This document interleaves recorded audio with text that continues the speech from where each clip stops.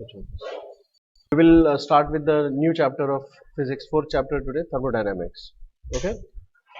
I just suggest you all to be ready with the textbook. Okay. Please be ready with your textbook. और जो भी कुछ important चीजें हैं मैं यहाँ पर आपको mark करवाऊंगा तो आप वो mark कर दीजिएगा please. Okay. So let us start with this chapter is basically divided into two parts. पहले part में हम various thermodynamic processes देखने वाले हैं. ठीक है. So let us start with the thermodynamics. पहला जो पार्ट है दैट इज थर्मोडायनेमिक्स से शुरू करते हैं. ओके. सो ये टेक्स्ट बुक है और इसमें first of all what is meant by the thermodynamics. तो यहाँ पर कई बार पूछ सकते हैं थर्मोडायनेमिक्स क्या है. तो thermodynamics is the branch of physics that deals with the concepts of heat and temperature and the interconversion of heat and the other forms of energy. आपको ये टेक्स्ट बुक में मार्क करने की जरूरत नहीं है क्योंकि मैं ये वाला पीडीएफ भी आपको भेज दूंगा, तो आप इसको घर पे भी मार्क कर सकते हैं. यहाँ पर मार्किंग में टाइम जाएगा. Okay. So this is the branch of physics that deals with the concept of heat and temperature and the interconversion of heat and the other forms of energy. Is this okay? Even if you don't do it here, वो चलेगा. चलिए आगे चलते हैं. Thermal equilibrium क्या होता है? तो thermal equilibrium of two systems, thermal equilibrium, ये है थर्मल इक्विलिब्रियम के बारे में यहाँ पे. This is an important thing. Thermal equilibrium, two systems in contact with each other are in thermal equilibrium if they do not transfer heat between them. दोनों का temperature same होगा तो they will not transfer the heat between them. Isn't it? चाय अगर गर्म है तो it will transfer its heat to the surroundings. लेकिन जब उसका टेम्परेचर सराउंडिंग के साथ इक्वल हो जाएगा तो will it transfer any kind of heat? Hello. दो एग्जाम्पल्स. चाय गर्म है, garam chai, it will give out the heat to the surroundings, yes or no? But once its temperature is equal to that of the surroundings, will it transfer any amount of heat? No. नहीं ना. गर्म पानी है, बर्फ है, ice. What ice will do? It will start absorbing the heat from the surroundings. Once it gets melted and the temperature of water is same as that of the surrounding, so will there be any exchange? No. Are you understanding what I'm saying there? Is this okay? So once the temperatures are equal, there is no heat exchange between them, then we say that the bodies are in thermal equilibrium. Is this okay? Now here forms the zeroth law of thermodynamics. यहाँ पर zeroth law of thermodynamics यहाँ पर दिया गया है. देखिए zeroth law of thermodynamics क्या है. zeroth law of thermodynamics ये देखिए यहाँ पे भी दिया है. मैं आप लोगों को एक्सप्लेन करता हूँ ये लॉ. यहाँ पर if there are three bodies A, B and C, if body A is in thermal equilibrium with body B and A is also in thermal equilibrium with C, then so A is in thermal equilibrium with B as well as C, then bodies B and C, they are in thermal equilibrium with each other. Did you understand? समझ में आ गया? A is in thermal equilibrium with B, A is in thermal equilibrium with C, then B and C, they are in thermal equilibrium with each other. तो यहाँ पर ये जो दिया है वो zeroth law of thermodynamics. If two systems are each in thermal equilibrium with the third system, B and C, these are the two systems, they are in thermal equilibrium with A. Then B and C, they are in thermal equilibrium. Then they are also in thermal equilibrium with each other. Did you understand this? Did you get that? Mark करने की जरूरत नहीं, मैंने आपको ये भेजने वाला हूँ मैं आपको, तो आप घर पे भी इसको मार्क कर लिया. अभी सिर्फ ध्यान दीजिएगा. Is that clear? Just pay attention. ये पूरा मैं आपको ये जो है इसका पीडीएफ ये इसको एज इट इज ये अभी बुझने वाला नहीं है, मतलब this not going to get erased. I will send it to you by PDF. Is that okay? ठीक है, क्योंकि उसमें टाइम चला जाएगा इसलिए मैं बात कर रहा हूँ. Now let us go for the next part. यहाँ पर आई will talk about the internal energy. What do we mean by the internal energy? Internal energy क्या होता है? तो internal energy is defined as internal energy is defined as the energy associated with the random disordered motion of the molecules of a system. आप लोगों ने देखा है पिछले चैप्टर में कि the gas is stationary but still its molecules they are in random motion. बराबर है. जैसे ही गैस का टेम्परेचर बढ़ेगा तो उनका रैंडम मोशन बढ़ता है, मतलब उसका एवरेज काइनेटिक एनर्जी बढ़ता है. हम बोलते हैं कि भाई the gas molecules they are in the container. हम ऐसा बोलते हैं कि the gas molecules they are in the container. लेकिन कंटेनर में होने के बावजूद भी हम बोलते हैं कि there is average kinetic energy. Gas move हो रहा है क्या रे यहाँ से वहां?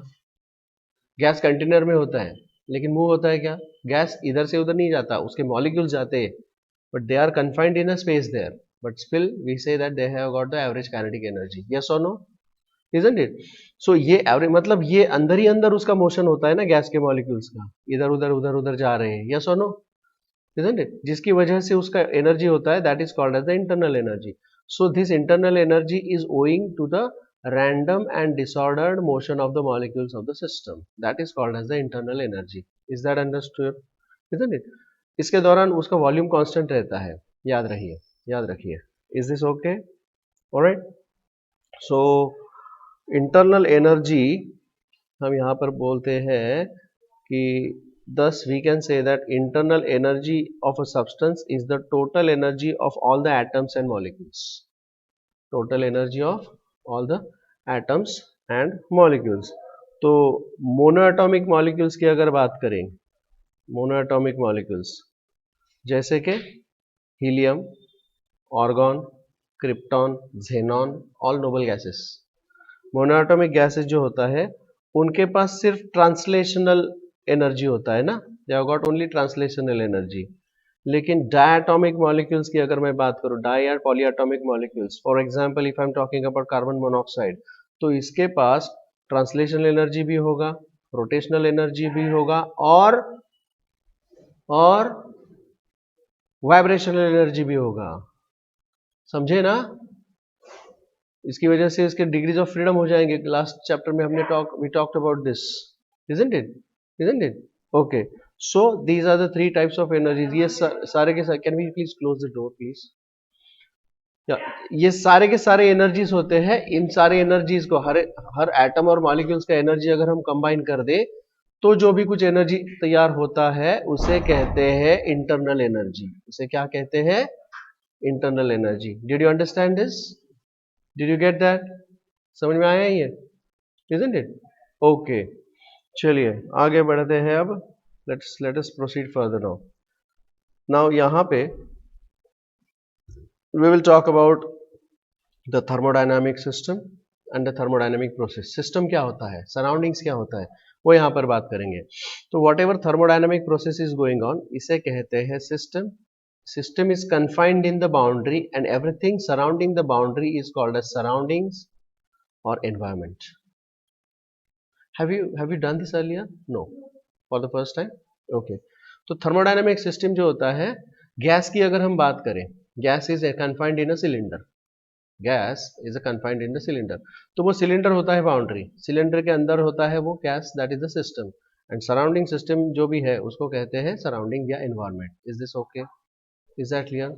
ओके. ठीक है. चलिए. तो व्हाट वी से हियर,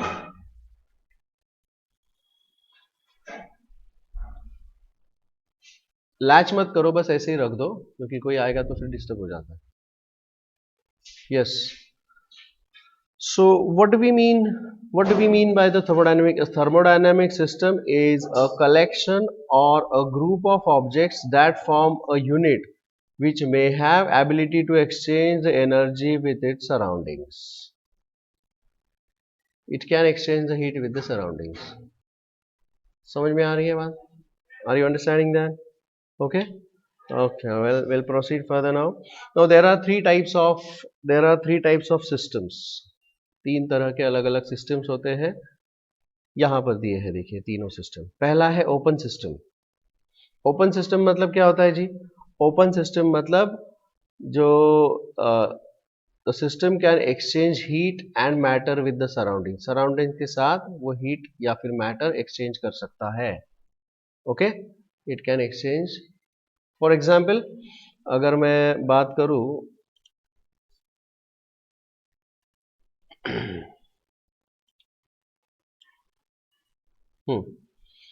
इस सिस्टम की अगर मुझे बात करनी है, ओपन सिस्टम का एग्जाम्पल अगर मुझे लिखना है, if I want to write down the example of open system, example of open system, तो हम बात करेंगे कि भाई एक कंटेनर है, बीकर है, उसके अंदर वाटर इज बॉइल्ड,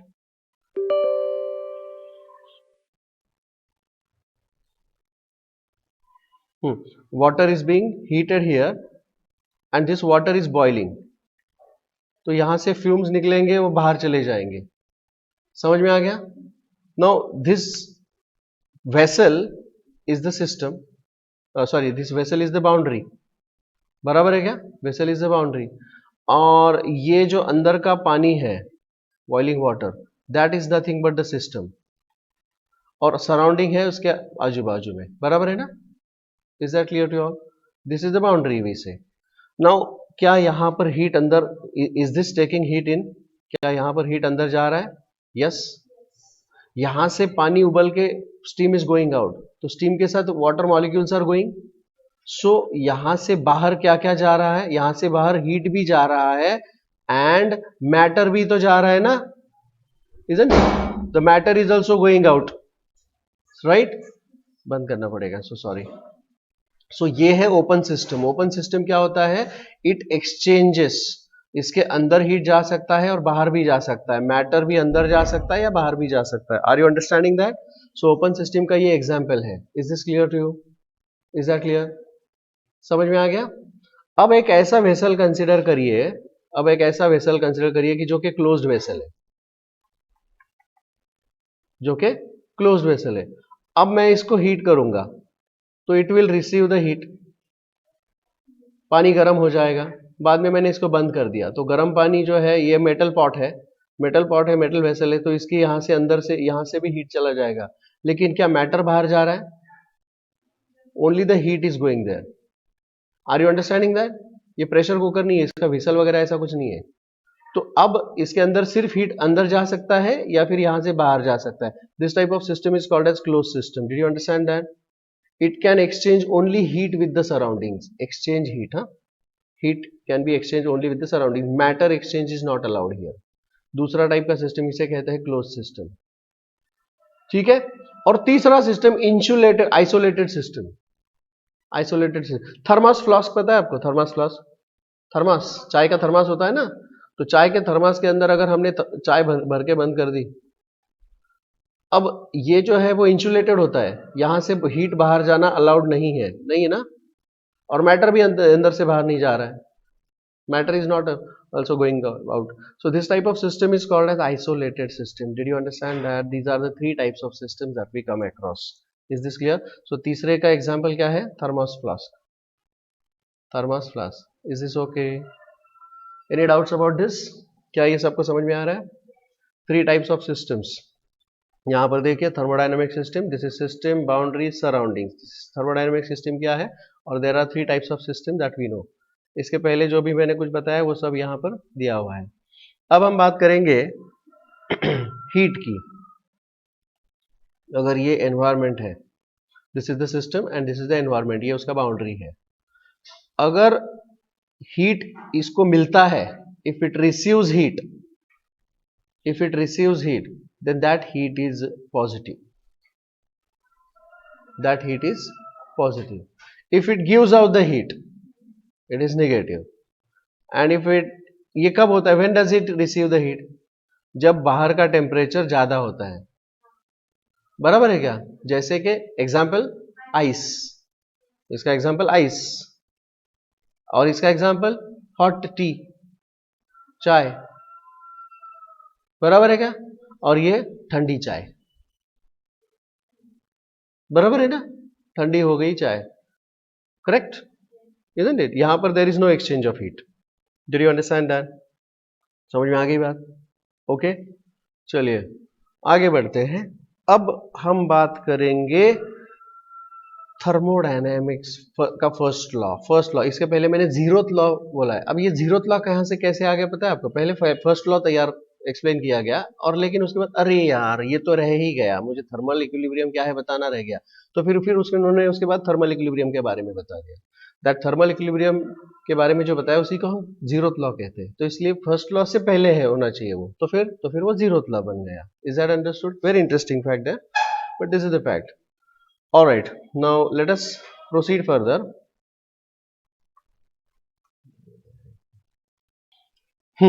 चलिए आगे बढ़ते हैं।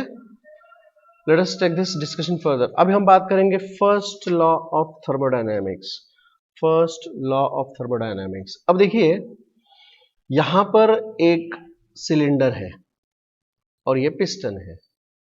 इस पिस्टन सिलेंडर के बीच में यहां पर अंदर सिस्टम है। सिस्टम है मतलब गैस है, इसके अंदर गैस मॉलिक्यूल्स आर देयर, ठीक है। So a system here is enclosed in a cylinder. अब ये जो सिलेंडर है, this is just like your गाड़ी का जो इंजन होता है उसका सिलेंडर इसी प्रकार का होता है, उसी प्रकार का होता है। इसके अंदर गैस है। गैस मतलब क्या होता है? इसके अंदर पेट्रोल और एयर का मिक्सचर होता है, वो ब्लास्ट होता है स्पार्क प्लग की वजह से। जैसे ही वो ब्लास्ट होता है तो it will apply certain force on this area of the piston. Yes और नो? समझ में आ रहा है यहाँ पे क्या हो रहा है? Are you understanding? So if we say this gas has is at pressure P, gas का प्रेशर अगर P है, then what is the force applied here? Force, because pressure is equal to force upon area. So इस gas का जो blast होगा, what ever this pressure is applied, जिसकी वजह से फोर्स होगा, इस फोर्स की वजह से ये पिस्टन बाहर ढकेला जाता है। It gets pushed. Are you understanding what I am saying that? It gets pushed, it gets displaced by distance dx. So there is a force and there is a displacement. Force into displacement. I'll multiply both the sides by dx, so it will become p a into dx. समझ में आ रहा है मैं क्या बोल रहा हूँ? This gas is trying to expand. This gas is under high pressure. So this high pressure gas will apply some force here. Now force into displacement is the work done, but this displacement is very small, so the work done is also very small. So F into dx is actually dw. Understood कि नहीं? Understood कि नहीं? Now this area, check here please, please have a look at this. This area into this height. So will this give me the volume of this total cylindrical part? बराबर है क्या? क्योंकि ये piston जो है, ये पिस्टन इस तरफ ढकेला जा रहा है, कितने डिस्टेंस से? dx डिस्टेंस से। सो पिस्टन यहां से वहां तक चला गया। So what is the change in the volume? This is the change in the volume. Are you understanding that? समझ में आ रहा है? पहले पिस्टन इधर था, अब वो चला जाके इधर चला गया, बाहर की तरफ गया है piston because of this force. Do you understand that? So this is the change in the distance. So area into this distance, that will give me nothing but the volume. I'll call this as dV. Do you get that? dV is the change in the volume. Is that clear? So dW is equal to P into dV. Did you understand this thing? dW, this is dW and this is dV. So dW is equal to P into dV. Is that clear? समझ में आ गई बात? Hello? So ये जो है A into dx, this is nothing but change in the volume, delta V. I'll call this as change in volume. Change in volume. So we get a very important formula here. Work done is given by dW is equal to pressure into change in the volume. Is that clear? Is this okay? Now if I want to find out the total pressure, total work done. So total work done के लिए मुझे क्या करना पड़ेगा? ऐसे छोटे छोटे छोटे छोटे ये जो dx है, when उसको इंटीग्रेट करना पड़ेगा। So W is equal to integration of dW, बराबर है क्या? From position 1 to position 2।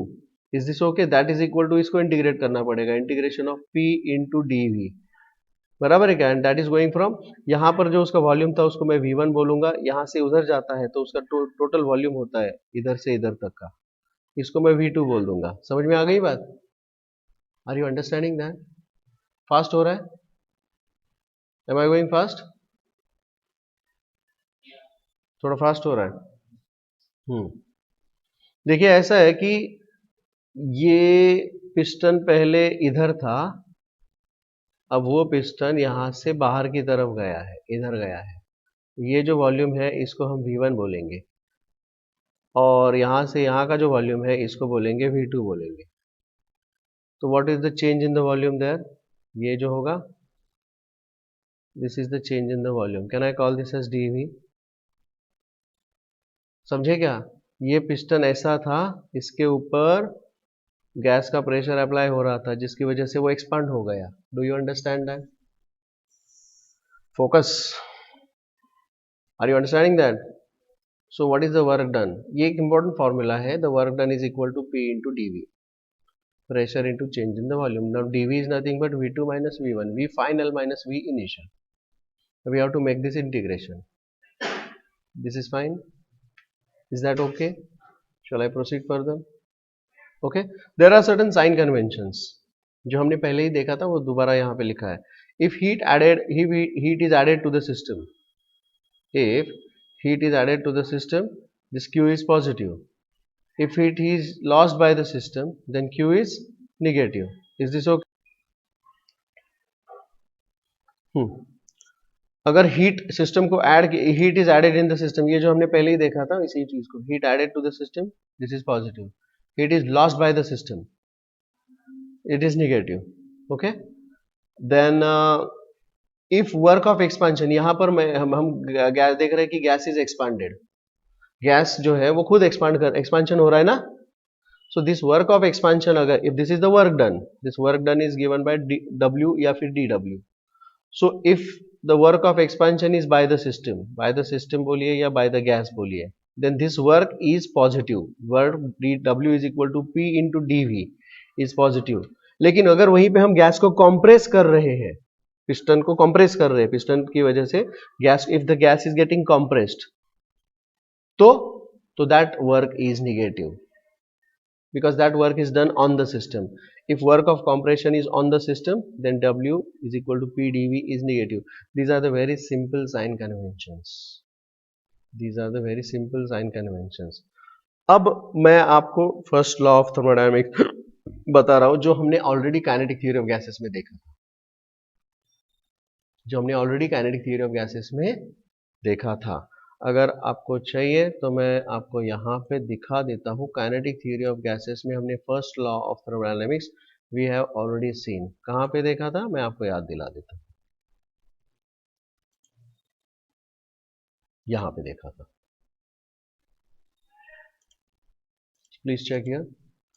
क्या देखा था यहाँ पर हमने, जब इस गैस को हमने हीट किया था यहाँ पे, if you see the system, तो यहाँ पर what ever heat is supplied, whatever heat is supplied, ये यहाँ पे जो दिया है ना, ये है तुम्हारा first law of thermodynamics. This is the first law of thermodynamics. क्या दिया है यहाँ पे, जो भी हीट दिया जाएगा वो heat is utilised in two veg.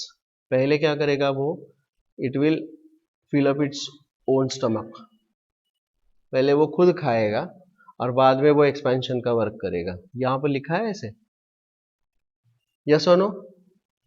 That means whatever heat is added, Q is equal to, पहले उसका खुद का इंटरनल एनर्जी बढ़ेगा और बाद में वो वर्क ऑफ एक्सपेंशन करेगा. यस और no? Isn't it? Isn't it? ये इंटरनल एनर्जी, तो यही है तुम्हारा, this is your, what do you say, is the first law of thermodynamics that we are discussing now. यही है तुम्हारा फर्स्ट लॉ ऑफ थर्मोडायनामिक्स. कहाँ गया था ये रहा. तो that's what is first law of thermodynamics is.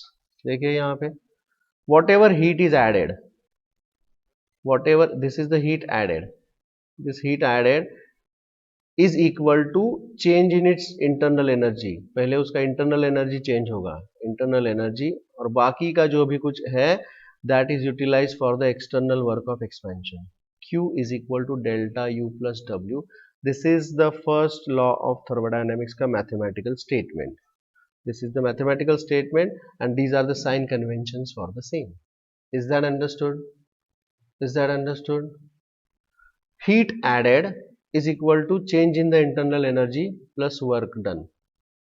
This work can be positive if it is expansion, this can be negative if it is compression. अगर expansion है तो ये work positive होगा, compression है तो ये work negative होगा.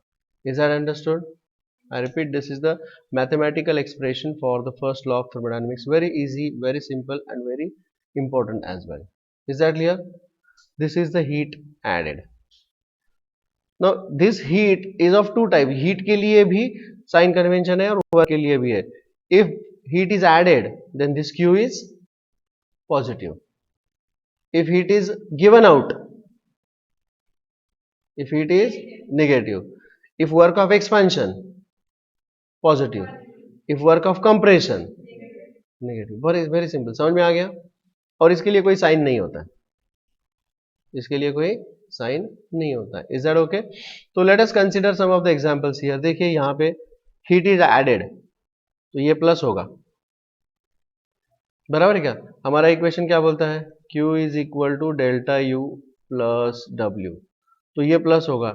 And this is the work of expansion, तो यहाँ पर अगर हम लिखेंगे this is 200 is equal to delta U plus 100. तो what is delta U is equal to what is the change in its internal energy? Change in the internal energy, it is 100. आ गया 100. Is this okay? Is that clear? समझ में आ गया सबको? Okay यहाँ पे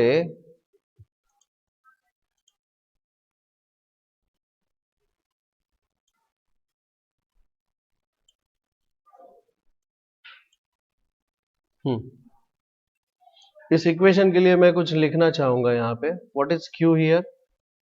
भाई what is Q here? Q is the heat. This heat can be the heat added or heat given out also. It can be heat added to the system or it can be heat given out by system. तो science बताइए मुझे इसके corresponding. What are the corresponding signs? अगर heat is added to the system तो ये plus होगा, heat given out by the system तो minus होगा. What is delta U? Delta U is the change in the internal energy of the system. Change in internal energy of the system. And W is the work. ये work भी positive या negative हो सकता है, depend करेगा. Positive कब होता है, नेगेटिव कब होता है? If it is work of expansion, अगर सिस्टम एक्सपांड हो रहा है देन दिस इज पॉजिटिव. और it can be the work of compression, अगर सिस्टम कंप्रेस हो रहा है then this is work done on the system. Isn't it? This is expansion by the system and compression on the system. Is this okay? समझ में आ गई बात? ठीक है, चलिए आगे बढ़ते हैं. सो this is about the first law of thermodynamics. यहां पर दूसरा एग्जांपल है, देखिए heat is given out by the system, तो वो माइनस लिखा है. And the work of compression, this is the work of compression, तो ये भी माइनस है. दोनों में सब्स्टिट्यूट कीजिएगा. Q is equal to delta U plus W. Q minus 200, delta U पता नहीं, कंप्रेशन है तो माइनस होगा W भी, this is minus. So what will be the change in the internal energy? ये माइनस उधर जाके प्लस होगा and it is equal to minus 100 joule. So this is minus 100 joule. Is this okay? This is decrease. Delta U is minus. So decrease in the internal energy of the system. समझ में आ गया? यहाँ पर delta U plus आया तो it is increase in the internal energy of the system. समझ में आ गया? Isn't it? अगला है हीट और वर्क सेम है, मतलब Q is equal to delta U plus W.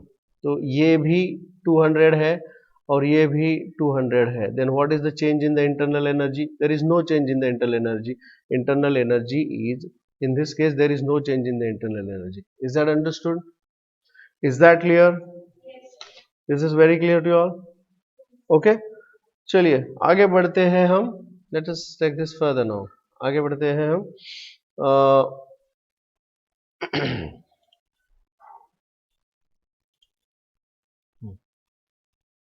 ये चीजें मैंने अभी अभी डिस्कस करी है. And here I talked about the first law of thermodynamics also.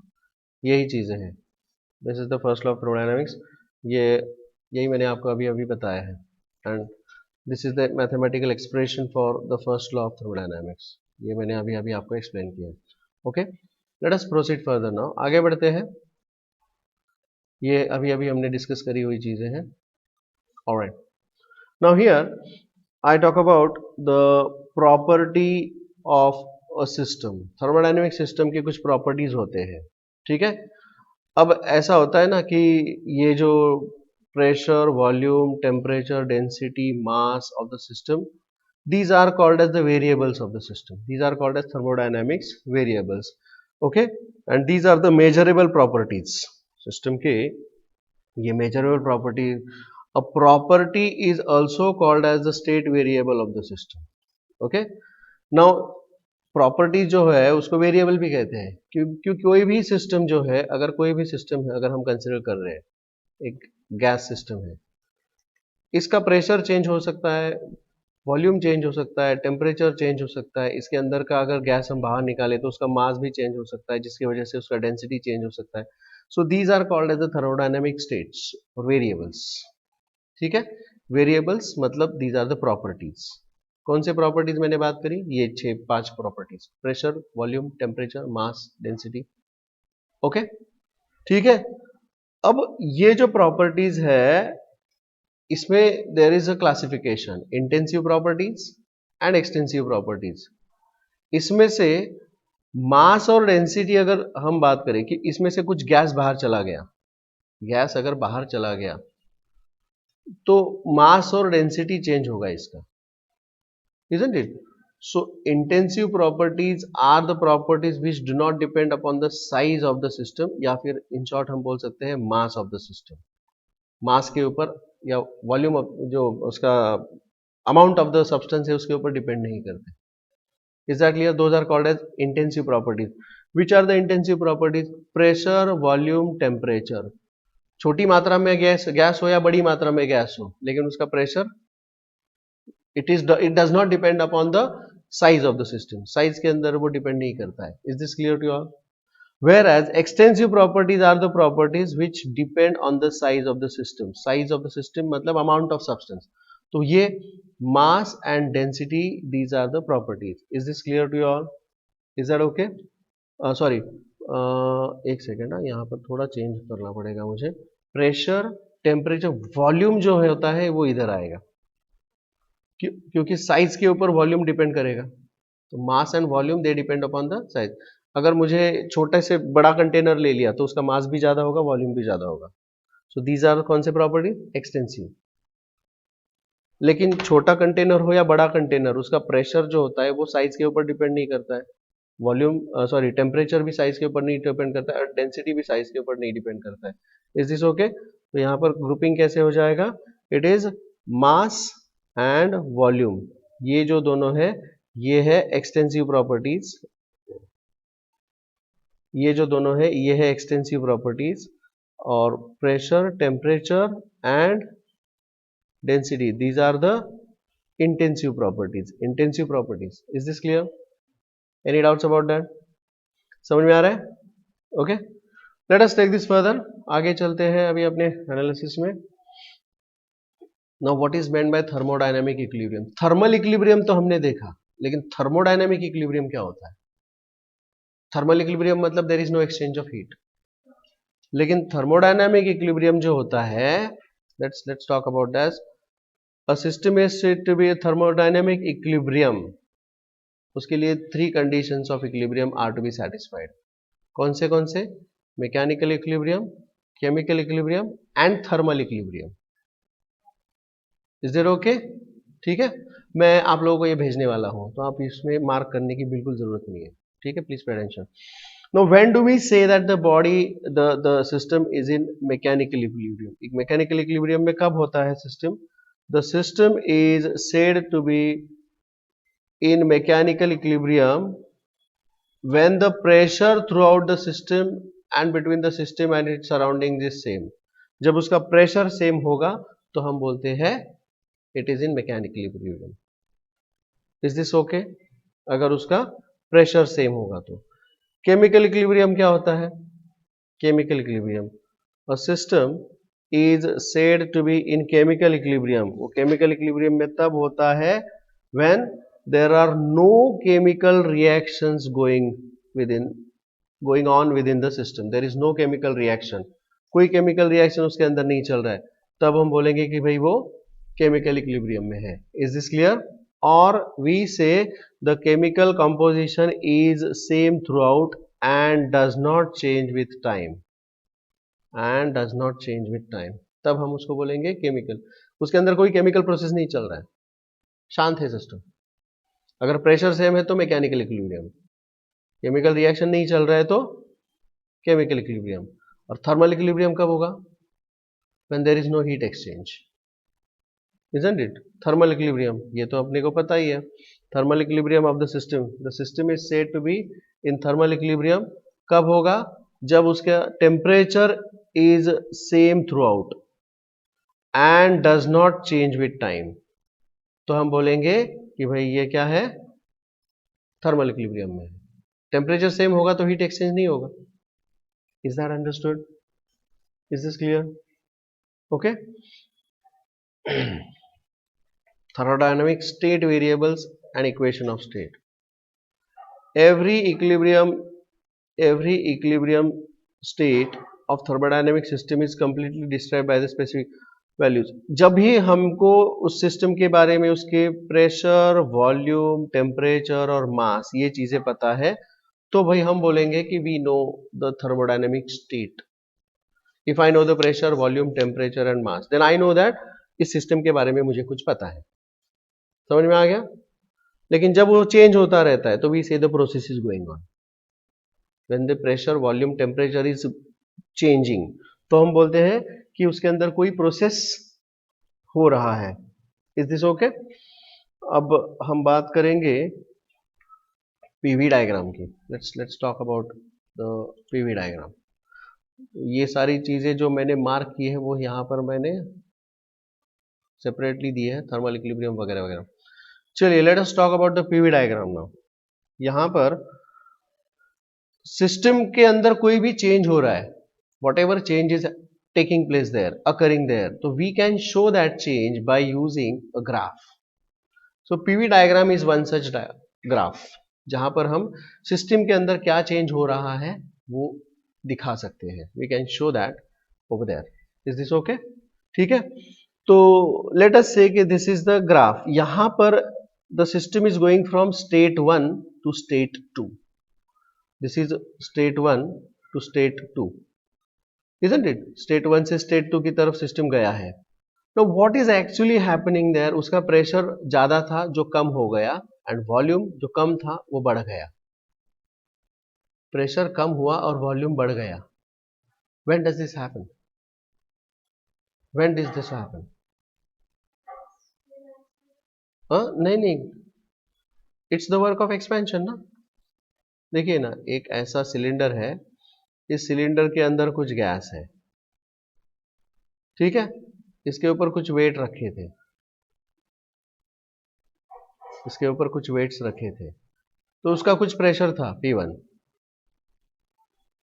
उसका कुछ वॉल्यूम भी था V1। अब क्या किया? इसके ऊपर जो वेट्स रखे हैं, अगर वो वेट्स हमने कम कर दिए, if I remove some of its weights, अगर इसके वेट्स, कुछ वेट्स हमने कम कर दिए, तो what is likely to happen there? In this process, जब इसके वेट्स कम कर दिए तो क्या ये सिस्टम एक्सपांड नहीं होगा इस तरह से? यस और no? System will get expanded क्योंकि उसके वेट्स हमने कम कर दिए। तो अब उसका नया प्रेशर है P2 एंड वॉल्यूम है V2। Is that understood? तो यहां पर प्रेशर कम हो गया, प्रेशर कम हो गया ना, isn't it? P2 is less than P1 and V2 is greater than V1. Yes or no?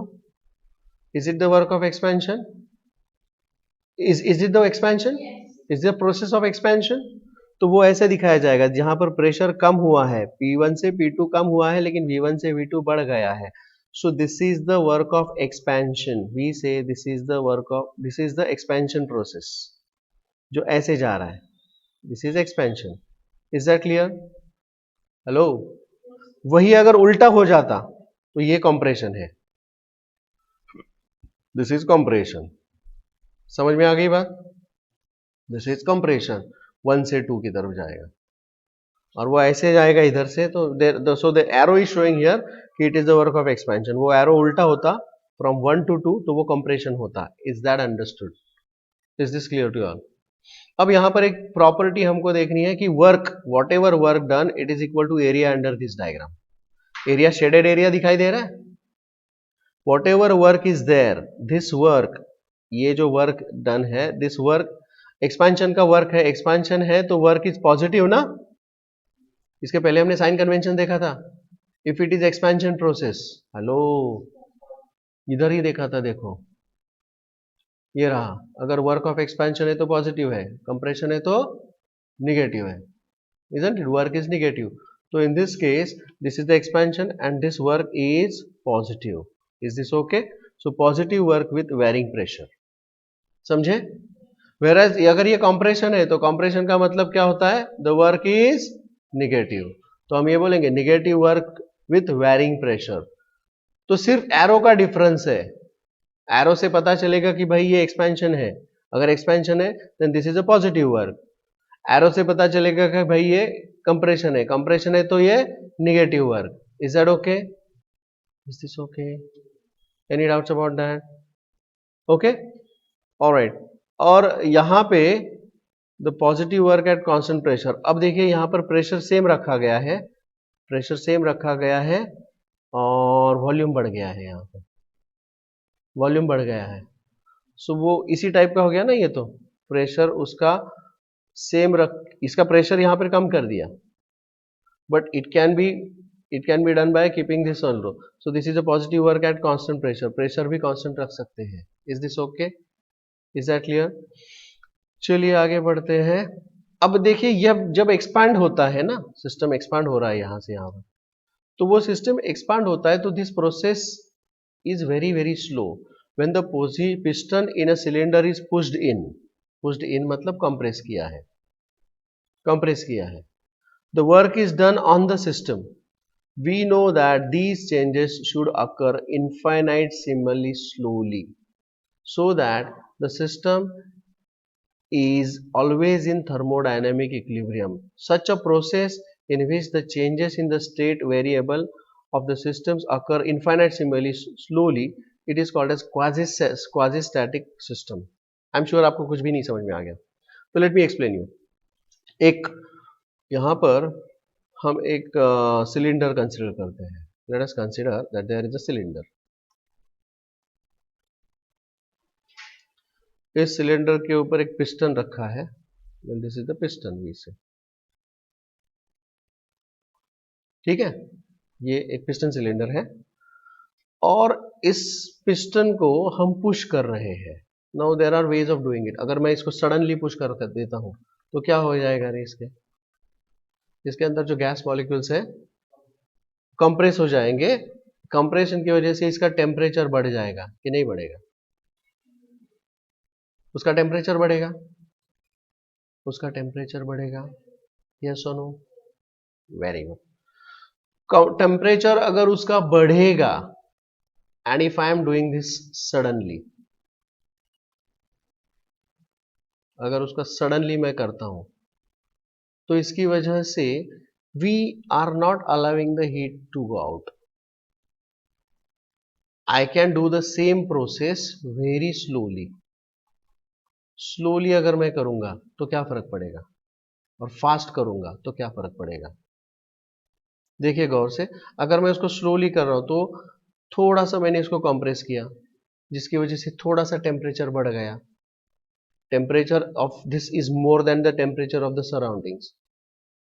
तो some heat will try to go out. Why? Because this is at higher temperature, this is at lower temperature.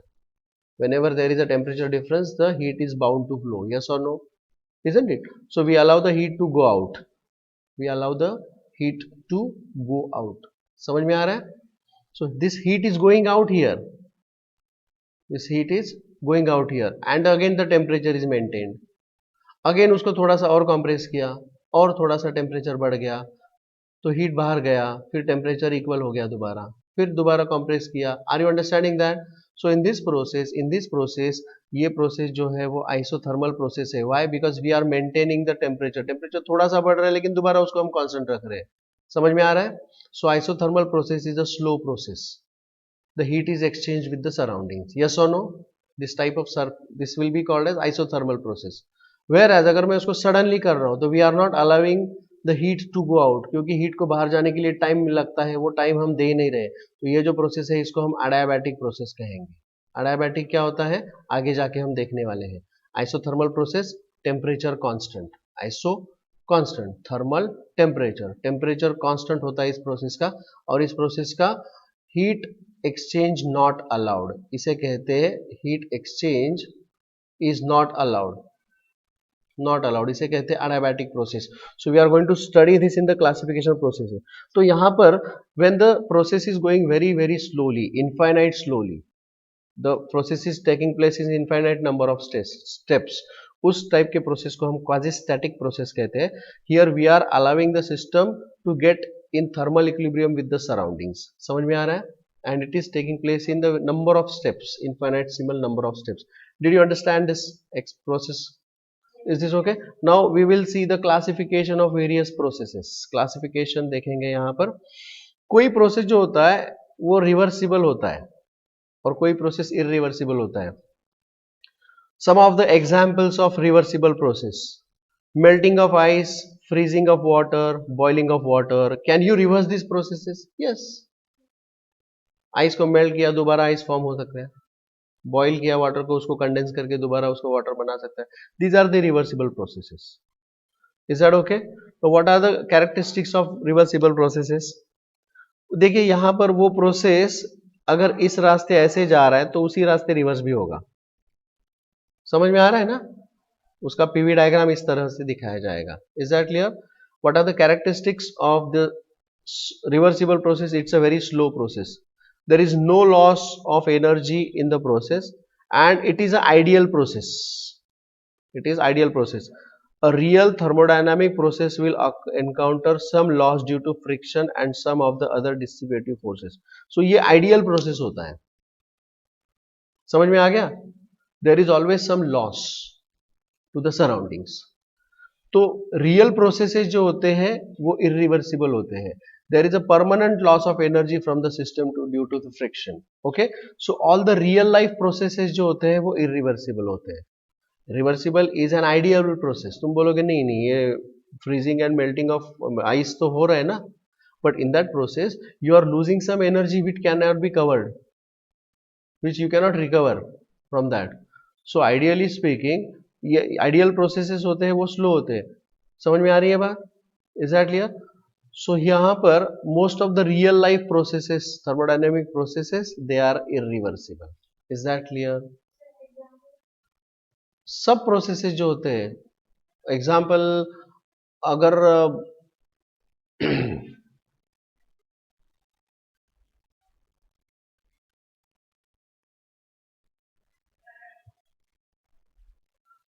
तुम motor से पानी ऊपर चढ़ाते हो, motor से पानी ऊपर चढ़ाते हो, तो पानी नीचे लेके जाओ और उसी मोटर में इलेक्ट्रिसिटी तैयार करो।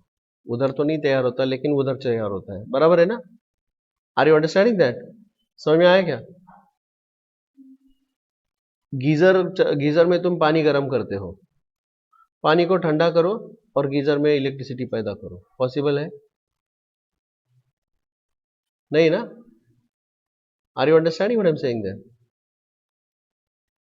फैन से तुमको हवा मिल रहा है, अब हवा प्रेशर से ऊपर फ्लो करवाओ और वहां पर इलेक्ट्रिसिटी तैयार करो, नहीं होती है ना? फैन में नहीं होती। Are you understanding what I am saying that? So mostly जो सारे रियल लाइफ प्रोसेसेस होते हैं they are irreversible. Second law of thermodynamics में हम इसके बारे में ज्यादा बात करेंगे। ओके, जैसे कि रेफ्रिजरेटर होता है, रेफ्रिजरेटर इलेक्ट्रिसिटी आप देते हो तो वहां पर ठंडक पैदा हो जाती है, the cooling is achieved there, yes और नो? Isn't it? अब रेफ्रिजरेटर के अंदर तुम हीट दे दो और इलेक्ट्रिसिटी पैदा करके बताओ, है possible? That is irreversible process. ठीक है, बात करेंगे हम इसके बारे में डिटेल में when we will talk about the second law of thermodynamics. Okay, ठीक है, फिलहाल हम यहां पर आगे बढ़ते हैं। All the spontaneous natural processes are irreversible. जैसे कि for example heat always flows from higher temperature to lower temperature on its own. We can say that an irreversible process gives the preferred direction of a thermodynamic process. Irreversible process can be said to be unidirectional process. मतलब अगर वो यहां से इधर तक आ रहा है, from its changing state from A to B by this path, this is called as the path. तो वापस जाते समय वो उसी रास्ते नहीं जाएगा, दूसरे किसी रास्ते से जाएगा। Is that clear to all? That is irreversible process. तो इसको साइक्लिक प्रोसेस बोल सकते हैं, लेकिन इरिवर्सिबल प्रोसेस नहीं होता है। मतलब हम एग्जाम्पल में बोलते हैं कि भाई फ्रीजिंग ऑफ वाटर, लेकिन the ice is getting melted here by this way, and उसको फ्रीज होने के लिए वो दूसरा वाला रास्ता अपनाता है एक्चुअली, रियली स्पीकिंग। कंफ्यूज हो गए? फिलहाल इसको ऐसे ही रखिए, आगे बढ़ते हैं। ठीक है, I'll talk about this a little later. Assumptions for the discussion of thermodynamic process. Thermodynamic process में all the processes are reversible and they are quasi-static in nature. Quasi-static मतलब they are extremely slow. Here we make use of a movable frictionless massless piston. लेकिन सही में ऐसा कभी होता है क्या रे कि frictionless piston कभी मिलेगा क्या आपको? उसके अंदर friction तो हमेशा मौजूद होगा। massless piston मिलेगा क्या? नहीं, piston will always have a mass, isn't it? Depending upon the requirements of the process, the walls of the cylinder जो होता है, जब भी चाहिए अपने को, तो isothermal process के लिए good thermal conductors and adiabatic process के लिए thermally insulating हम मानते हैं। जैसे कि यहाँ पर एग्जाम्पल में मैंने आपको बताया, यह एग्जाम्पल लिया था ना, एडियाबैटिक प्रोसेस के लिए उसको सडनली कंप्रेस किया, तो we are not allowing any heat exchange. And isothermal, we are going to talk about these two processes further. आगे इसको लेके ज्यादा कंफ्यूज मत होइए, इन दोनों प्रोसेस को फिलहाल यहीं पे रख दीजिएगा। I take this, I will talk about the, and ये जहां पर ideal gas equation is applicable for all the gas components है। अब बात करेंगे आइसोथर्मल प्रोसेस की। आइसोथर्मल प्रोसेस, आइसो का मतलब क्या होता है? Temperature is constant. Isothermal process मतलब द टेम्परेचर इज कांस्टेंट। अगर टेम्परेचर कांस्टेंट है तो there is no change in the temperature. Temperature constant है ना, तो T1 minus T2 is equal to 0 ना। Why? Because T1 is equal to T2। Yes और no? T1 is equal to T2, ये proof पूछा जाता है। हाँ, दिस इज अ प्रूफ, मैं आपको एक्सप्लेन कर रहा हूं। ठीक है, ध्यान दीजिएगा अभी। तो यहां पे no, what is ideal gas equation? Ideal gas equation बोलता है PV is equal to nRT। इसमें ये कांस्टेंट है, ये कांस्टेंट है, और अब तो टेम्परेचर भी कांस्टेंट बन गया है। तो can I totally say that PV is equal to constant? Hello, iso मतलब कांस्टेंट, थर्मल मतलब टेम्परेचर। सो आइसोथर्मल में temperature is constant, change in the temperature is 0। Delta T is the change in the temperature. Is this clear to all? Now what you mean by the work done? Work done क्या होता है? Work done is generally integration of P into dV. Do we know this? Have we talked about this earlier? थोड़ी देर पहले prove किया था, देखिए ना। वर्क डन यहां पे प्रूव किया था कि W is equal to P, dW is P delta V, और W is equal to integration of P delta V। Mass piston cylinder assembly में हमेशा हम ऐसे ही कंसिडर करेंगे, the work done is P delta V, this is the work of expansion V। So we say the work done here is P into delta V। Now we know that PV is equal to nRT, ऐसा होता है, isn't it? तो इसमें मैं pressure के लिए क्या substitute करूंगा? nRT upon V। Can I substitute for pressure here? बराबर है, क्या बन जाएगा? Therefore W is equal to क्या बनेगा? इंटीग्रेशन, बोलिए। P के जगह पर आएगा nRT upon V into DV, isn't it? और ये एक्सपांड हो रहा है ना, this is the work of expansion. तो अगर वो एक्सपांड हो रहा है from volume V1 to V2, isn't it? Now nRT, these are the constant, just take them out, तो क्या मिल जाएगा? therefore W is equal to क्या आएगा? nRT integration 1 upon V dV, which is going from V1 to V2. Now what is integration of 1 upon x dx? What is d by dx of log x? 1 upon x. So what is integration of 1 upon x dx? log x, बराबर है ना? It is log x। तो मैं इसको यहां पर लिखूंगा, therefore that is equal to क्या लिखेंगे यहां पर? that is equal to nRT, this is log, log लिखना पड़ेगा, लेकिन इंटीग्रेशन में मैं उसको लॉग टू द बेस ई लेते हैं, है ना।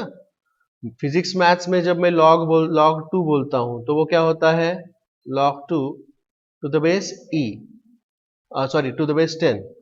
फिजिक्स और मैथ्स में मैं जब बोलता हूं तो वो सॉरी फिजिक्स एंड केमिस्ट्री में लॉग टू जब बोलता हूं, लेकिन मैथ्स में मैं जब बोलता हूं log x, this is log x to the base e. तो ऐसे जो लोगैरिथम्स होते हैं टू द बेस ई, इसे कहते हैं नेचुरल लोगैरिथम। इसे क्या कहते हैं, नेचुरल लोगैरिथम। और नेचुरल होने के कारण हम इसे कई बार ln भी लिखते हैं, ln, एल लॉग नेचुरल। समझ में आ गया। तो जब इंटीग्रेट वगैरह करते हैं तो वो कौन सा लॉग होता है, नेचुरल लॉगरिथम होता है टू द बेस ई। और यहां पर मैंने इंटीग्रेशन ही किया है, इजंट इट। अब मुझे फिजिक्स केमिस्ट्री में अगर मैं ये यूज कर रहा हूं तो उसको डिफरेंशिएट करने के लिए लॉग को LOG ना लिखते हुए मैं उसको क्या लिखूंगा, LN लिखूंगा। Is this okay. मैथ्स में तो हम log to the base 10 use ही नहीं करते, हम तो यही यूज करते हैं सिर्फ। Is this okay. तो यहां पर मैं इससे क्या लिखूंगा, log natural LN। It means log only, it means log only. Is that clear. मतलब मैथ्स का log x मतलब log x to the base e which is natural log, तो मैं उसको ln x भी लिख सकता हूं, log natural. Is this okay. तो मैं इसको लिखूंगा ln v, and this is going from v1 to v2। v1 मतलब v इनिशियल एंड v2 मतलब v फाइनल। तो अब ये क्या बनेगा, जो upper limit and lower limit, you know this what to do, you have to substitute here, v के जगह पर v2 लिख दीजिएगा और v final. So this will become nRT log natural v final minus log natural v initial, log a minus log b is log of a by b। तो ये क्या बन जाएगा बताइए, what is this going to become, this will become, बोलिए,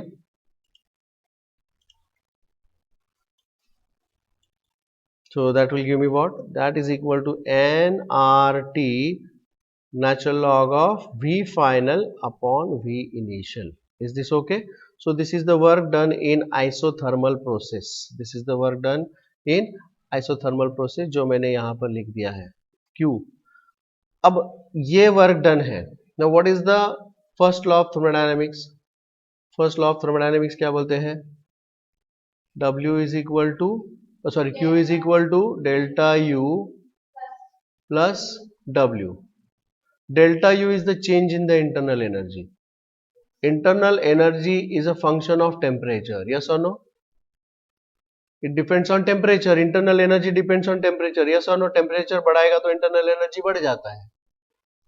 Are you understanding that?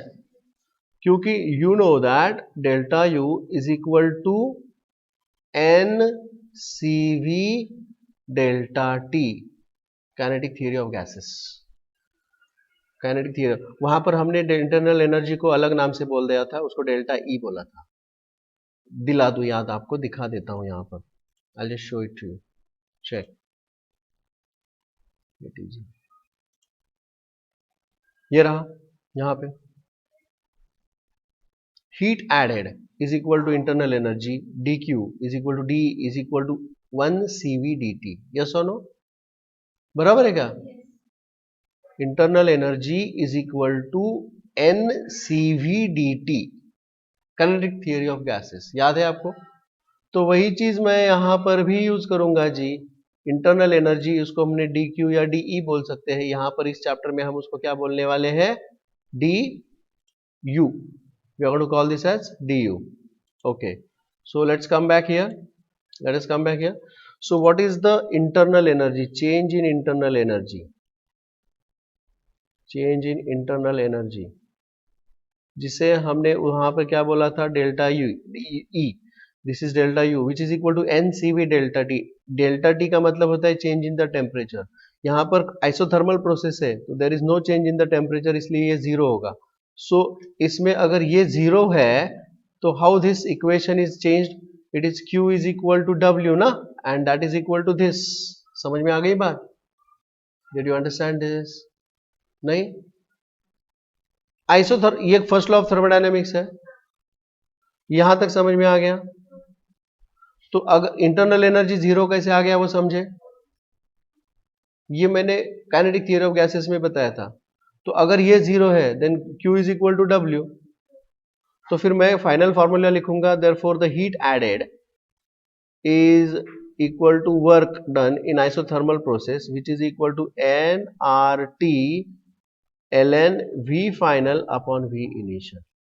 और ये है formula, this is a formula, this is the derivation, ये प्रूफ है जो आपको याद रखना पड़ेगा. This is the proof. Is this clear to all? Alright, ये मैंने फॉर्मूला यहाँ पे लिखा है, यहाँ पर उसका शॉर्ट में लिखा है W is equal to N R T natural log of V final upon V initial. तो ये है रहा वो. The isothermal process is shown on PV diagram like this. So W is equal to Q is equal to nRT natural log of V final upon V initial. Is that clear? समझ में आ गई बात? Clear? Am I going fast? या बराबर चल रहा हूँ? मैंने थोड़ा स्पीड बढ़ाया है. Is that okay? ठीक है. तो ये जो थियरम है, प्लीज चेक दिस थियरम. चलिए आगे बढ़ते हैं. Now I will talk about the isobaric process. Iso constant, baric pressure, it's a constant pressure process. It's a constant pressure process. So अगर उसका प्रेशर कांस्टेंट है तो वो प्रोसेस इस तरह से दिखाया जाएगा, ऐसे. The pressure is constant, volume will change. The work done is P into dV. ये फॉर्मूला तो पता है, work done is equal to P into dV. And this is, क्योंकि मुझे ये सब चीजें सब्स्टिट्यूट करनी है Q is equal to delta U plus W के अंदर. तो एक एक चीज मैं फाइंड आउट कर रहा हूं. तो Q is, I have to find out, W is given by P delta V and delta U is equal to NCV delta T. ये वही है अभी kinetic KTG from KTG. Yes or no? kinetic theory of gases से. Yes or no? Isn't it? अब मुझे उसके लिए Q का एक्सप्रेशन लिखना है. I want to write an expression for Q. उसके पहले आप मुझे बताइए कि अगर P delta V यहाँ पर मैं लिखता हूँ, इसका मतलब है this is nothing but pressure into volume final minus volume initial, isn't it? या V2 minus V1, ऐसा बोल सकते हैं. Volume final minus volume initial, isn't it? लेकिन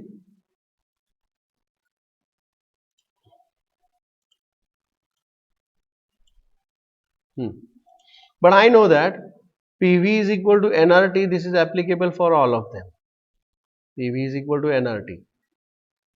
तो यहाँ पर PV initial is equal to nRT initial and PV final is equal to nRT final. Yes or no?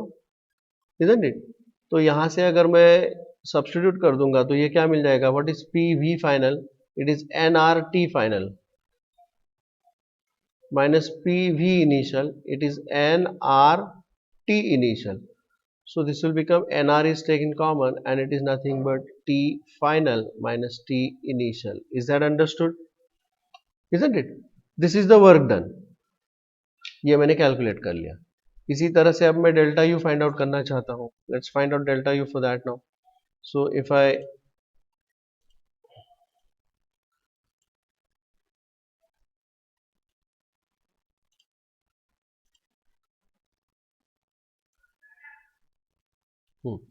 अब मैं डेल्टा यू फाइंड आउट कर लेता हूँ यहाँ पे. Let me find out delta U for this.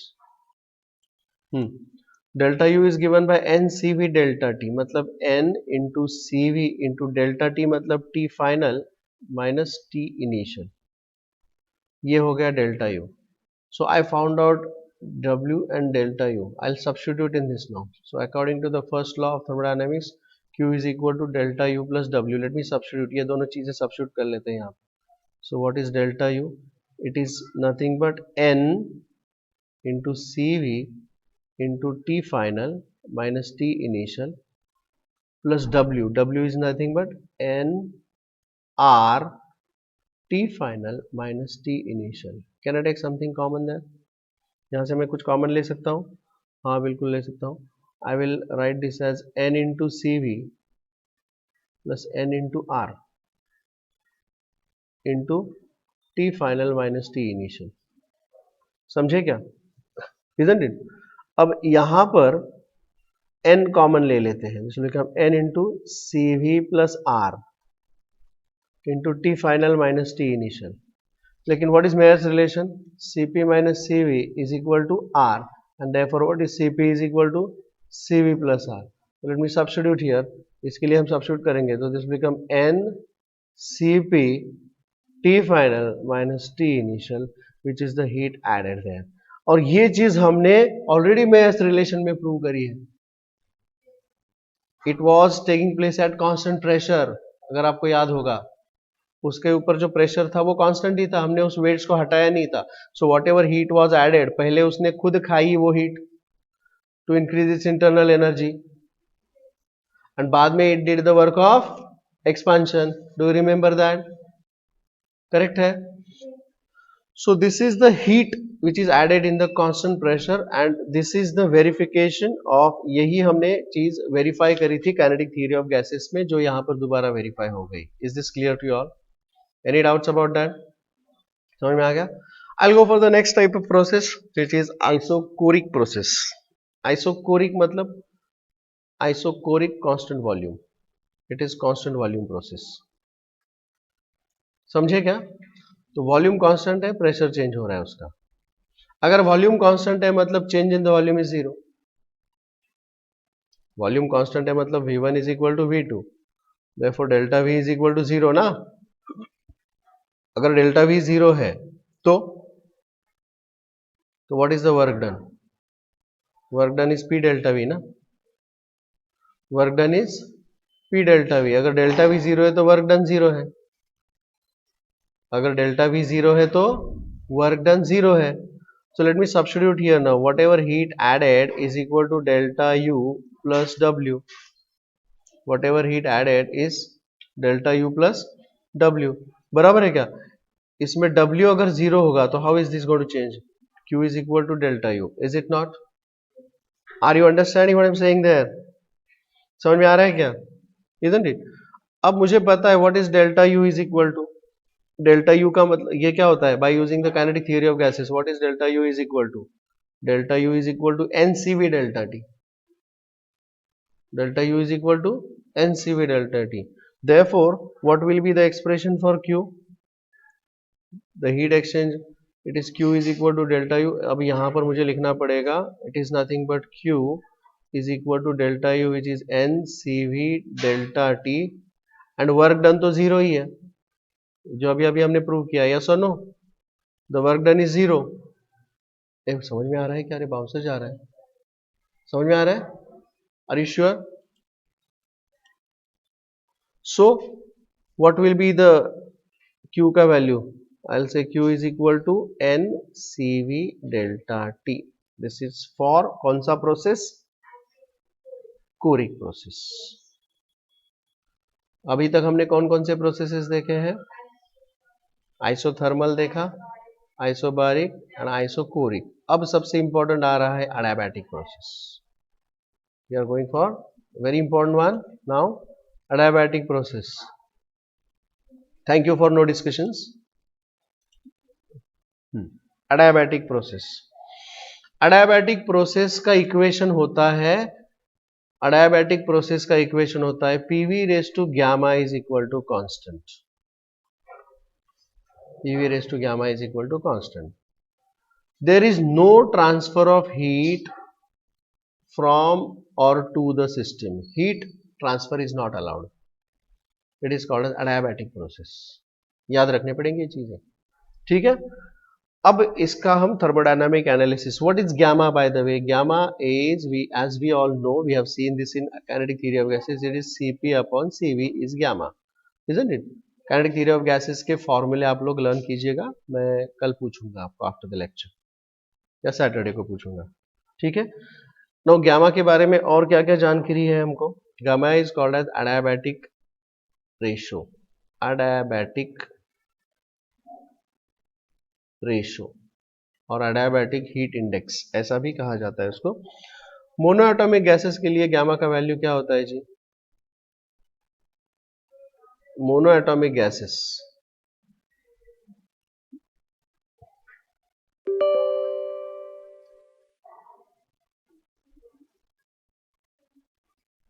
Monoatomic gases के लिए gamma का वैल्यू क्या होता है? Thank you for silence. Monoatomic gases के लिए गामा का वैल्यू बताइए। मोनोएटॉमिक गैसेस के लिए जो हमने काइनेटिक थ्योरी ऑफ गैसेस में एक मैंने ये बनाया था, टेबल बनाया था। Cv का वैल्यू होता है, number of degrees of freedom होते हैं 3, देयरफॉर Cv का वैल्यू होता है 3/2r। Cp का वैल्यू होता है 5/2r एंड गामा का वैल्यू होता है 5/3। I hope you remember this, isn't it? Diatomic gases के लिए, डायटोमिक गैसेस के लिए डिग्रीज ऑफ फ्रीडम होते हैं उसके, यस, डिग्रीज ऑफ फ्रीडम होते हैं 5 या फिर 7। तो हम वाइब्रेशन वाला केस कंसीडर नहीं कर रहे हैं। तो 5 तो Cv क्या होगा 5/2r, Cp क्या होगा 7/2r एंड गामा का वैल्यू क्या होगा 7/5। Is this okay? Isn't it? Any doubts about that? For diatomic gases and polyatomic gases या ट्राइएटॉमिक गैसेस की अगर बात करेंगे तो डिग्रीज ऑफ फ्रीडम कितने होते हैं उसके? अगेन 7 होते हैं, isn't it? 3 plus 3 plus 3 plus 2 plus 2 ऐसा, isn't it? तो Cv का वैल्यू क्या? तो इस प्रकार से उसके डिग्रीज ऑफ फ्रीडम होते हैं, गामा का वैल्यू होता है। Well let me take this now कि यहाँ पे अडायाबैटिक प्रोसेस जो है उसको हम डिस्कस कर रहे हैं। तो as we all know that what is delta change in the internal energy क्या होता है, क्योंकि मुझे ये सारी चीजें सब्स्टिट्यूट करनी है एक ही इक्वेशन में। कौन सा equation? Q is equal to delta U plus W, बराबर है। Let me go one by one. तो पहले अगर change in the internal energy की बात करते हैं तो what is delta U is equal to N CV delta T, ये तो पता है सबको, सही है, isn't it? Now what is the work done? The work done is given by integration of P into delta V। P into delta V, delta ऐसा भी लिख सकते हैं या P इंटू dV ऐसा भी लिख सकते हैं। Is that clear? Which is going from V initial to V final. ये है उसका प्रोसेस जो दिखाया गया है। Is that clear to all? ठीक है, एनी डाउट सो फार? अब मुझे इसको इंटीग्रेट करना है भाई, I want to integrate this. तो प्रेशर के लिए मैं क्या सब्स्टिट्यूट कर सकता हूं? देखिए यहां से मैं बोल सकता हूं, from here I can say that pressure is equal to a constant upon V raised to gamma. Can I say so? Isn't it? All right, please pay attention, stop your other work. कुछ underline भी नहीं करना फिलहाल, क्योंकि underline किया हुआ मैं आपको भेजने वाला हूं। हाँ, तो पेन पेंसिल सब बाजू में रखिए, please pay attention. So the work done here in this case is given bye everything I will be sending, PDF में सारा भेजने वाला हूं आपको। टेक्स्ट बुक का अंडरलाइन किया हुआ भी मैं आपको भेज रहा हूं, डोंट वरी, ठीक है। So work done in this case is given by P के जगह पर लिखेंगे C upon V raise to gamma into dV which is going from VI to V final. Okay, गौर से देखिए, C is the constant, I'll take that out. It's a process of integration. You know little bit of integration. Vi to V final. Now ये V raised to gamma ऊपर जाके बनेगा V raised to minus gamma into dV. आप simple चीज मुझे बताइए, what is x raised to n dx? Integration of x raised to n dx is x raised to n plus 1 upon n plus 1. सही है? Okay, तो यहाँ पर ये बन जाएगा C into gamma raised to minus V raised to minus gamma into dV. So this will become V raised to minus gamma plus 1 upon minus gamma plus 1, and this is going from the lower limit V initial to upper limit V final. I hope this is clear to you all. Now that is equal to C. अब मुझे इसको upper limit पहले substitute करना है, फिर बाद में lower limit, तो ये बन जाएगा C upon 1 minus gamma, C upon 1 minus gamma. पहले मैं सब्स्टिट्यूट करूंगा V फाइनल। अब ये इसको मैं लिखूंगा V फाइनल रेस टू क्या होगा, ये माइनस साइन कॉमन लीजिएगा, it will become gamma minus 1, it will be gamma minus 1 minus V initial raise to, minus sign common लीजिएगा, गामा माइनस वन। समझ में आ गई बात? समझे? अरे भाई यहाँ पर मैंने वी फाइनल सब्स्टिट्यूट किया, ये जो है उसको बाहर निकाला तो वो वन माइनस गामा करके लिख दिया, ओके। और V final and this is V initial, लेकिन ये लिखते समय मैंने माइनस साइन बाहर निकाला। No I will substitute X raise to minus N is actually one upon X raise to N, तो इसको मैं नीचे लिखूंगा डिनोमिनेटर में, क्योंकि यहाँ पर gamma is greater than one होता है ना, उनका गामा हमेशा ग्रेटर देन वन होता है। Do you understand that? यहां पर हमने देखा ना गामा का वैल्यू क्या होता है, gamma is 5/3, 7/5, so this is always greater than one रे बाबा। तो इसके लिए मैंने यहाँ पर गामा का जो पावर में लिखा है ना गामा, उसको मैंने गामा माइनस वन लिखा। So this is C upon one minus gamma, ये क्या बन जाएगा देखिए, one upon V F raise to gamma minus one minus one upon V I raise to gamma minus one. समझिए, is this okay? ठीक है। अब मैं क्या करूंगा, इस C के लिए सब्स्टिट्यूट करना चाहता हूं, because I know that PV raise to gamma is equal to constant होता है। सही है ना? सही है ना? ओके, तो इसका मतलब है it is nothing but P initial V initial raise to gamma is equal to P final V final raise to gamma is also constant. Yes और no?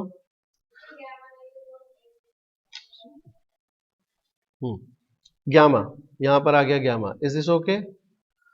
This is also gamma. सही है। तो ये जो C है उसको मैं अंदर भेज दूंगा और इस C के लिए मैं सब्स्टिट्यूट कर दूंगा, तो क्या बन जाएगा ये, one upon one minus gamma. बोलिए क्या होगा अंदर? P फाइनल लिखूंगा यहाँ पे क्योंकि VF है ये, so P final V final raise to gamma upon V final raise to gamma minus one minus P initial V initial raise to gamma upon V initial raise to gamma minus one. समझ में आ गई बात? Any doubt so far? अब मुझे बताइए what is x raise to n upon x raise to n minus one? x ना? अच्छा, डिफिकल्ट पूछता हूँ, x raise to 8 upon x raise to 7 कितना होता है? x is it of the same type x raise to n and x raise to n minus one? तो is this of the same type?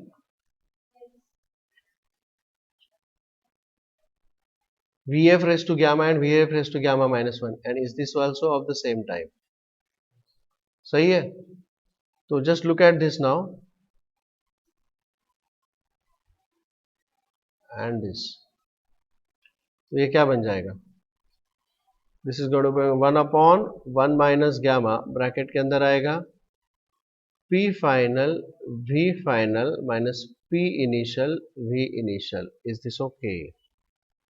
Is that clear? समझे क्या? Isn't it? So this is the work done. This is the work done. समझ में आ रहा है?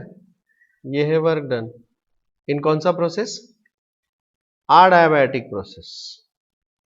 अच्छा, और एक चीज मुझे बताइए कि PV is equal to NRT होता है ना रे, ideal gas equation for any and every process.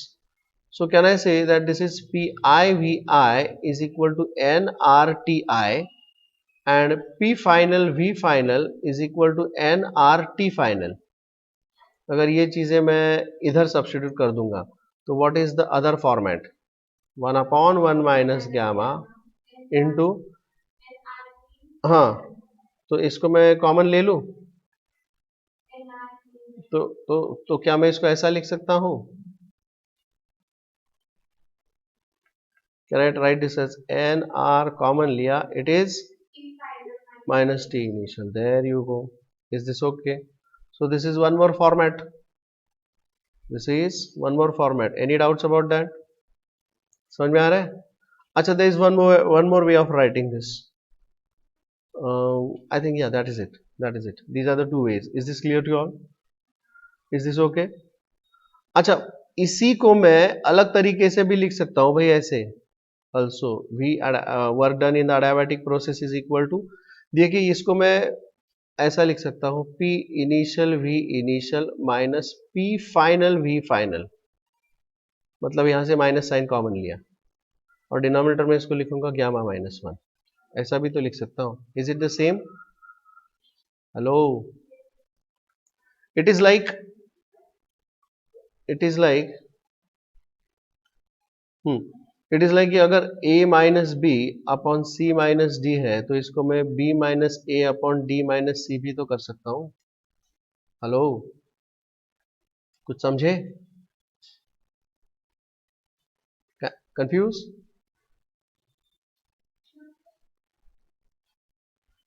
बताइए, मैं आपको बता रहा हूं. देखिए, यहां से -1 कॉमन लीजिएगा, क्या बनेगा? यहां से -1 कॉमन निकाला तो ये और ये सेम है ना?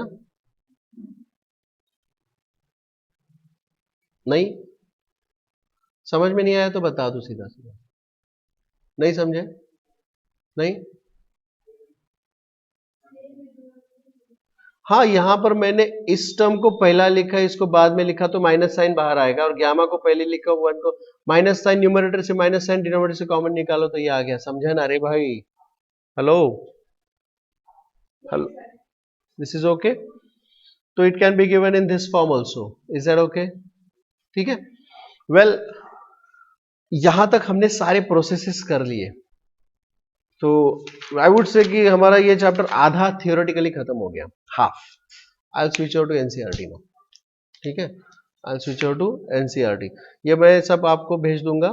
तो चैप्टर का ये जो चीजें हैं वो आपको लर्न करके मुझे आप मंडे तक बता दीजिएगा. काइनेटिक थ्योरी ऑफ गैसेस का आपका रेडी होना चाहिए. Everyday you are doing the formulae. मैं बार बार बता रहा हूँ आप लोगों को. Unless and until you don't know the formulae कुछ नहीं कर सकते. Let us switch over to NCERT now. शुरू करते हैं एनसीईआरटी. आ गया पहला क्वेश्चन आपके स्क्रीन के सामने. देखिए, यहाँ पे इंटरनल एनर्जी किस चीज के ऊपर डिपेंड करता है? इंटरनल एनर्जी मतलब डेल्टा यू. इंटरनल एनर्जी मतलब डेल्टा यू, जिसको हम बोलते हैं N C V delta T, या तो इसको N C V T two minus T one होता है. बराबर है क्या? N C V T final. Internal energy is the state variable. State मतलब एंड पॉइंट्स. एंड पॉइंट्स के ऊपर डिपेंड करता है जी इंटरनल एनर्जी. वो कौन सा प्रोसेस फॉलो कर रहा है उसके ऊपर डिपेंड नहीं करता. याद रखिए, internal energy is the state variable. I am starting with the questions here. So internal energy is state variable. It depends on the endpoints. It is also called as point function. इसे point function भी कहते हैं. This is also called as point function. इसके विपरीत I can say that it is not a path function. हमने thermodynamic processes जो देखे हैं, हमने if I talk about the PV diagram. अगर पीवी डायग्राम की हम बात करें, ऐसे समझो कि ये है एक process, from process 1 to process 2, या process from position 1 to position 2. ठीक है, यहां पर ऐसा कुछ दिखाया गया.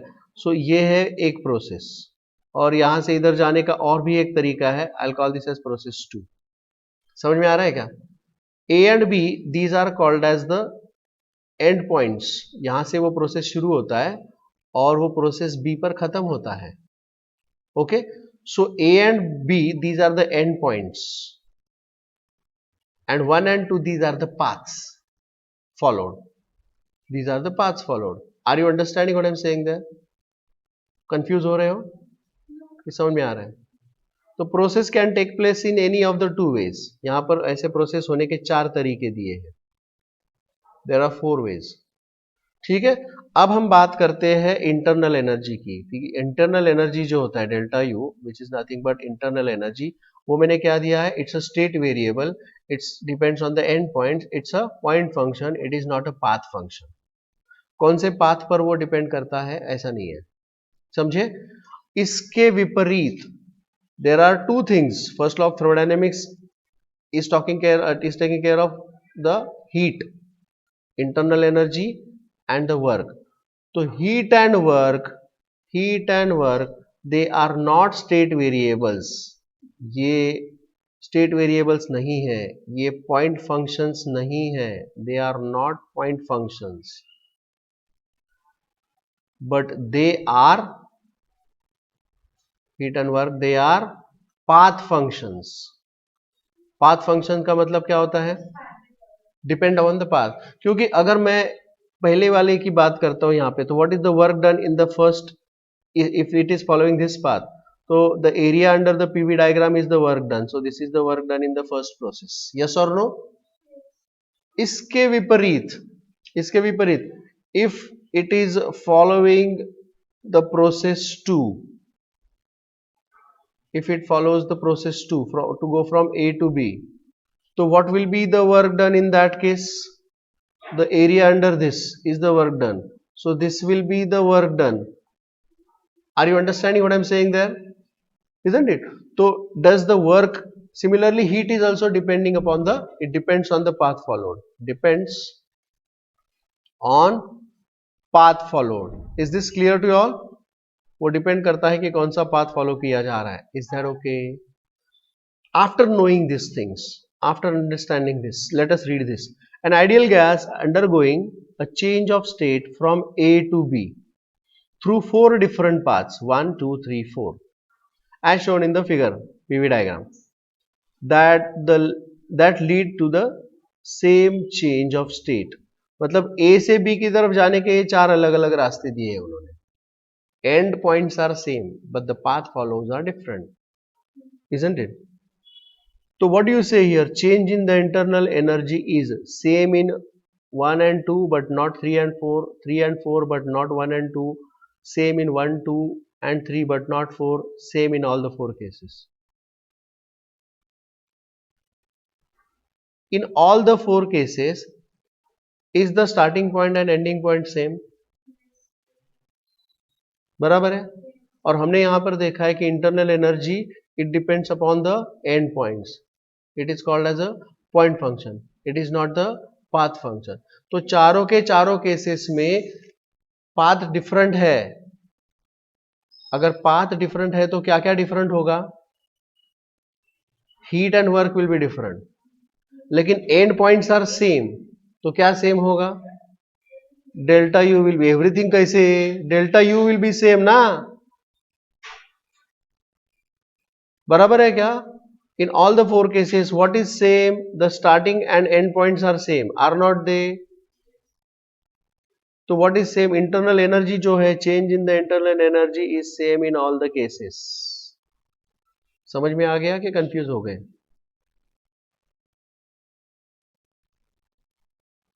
समझ में आ गया कि कंफ्यूज हो गए? मुझे ये बताइए, मैंने यहां पर आपको बता दिया path function and point function. What is a point function?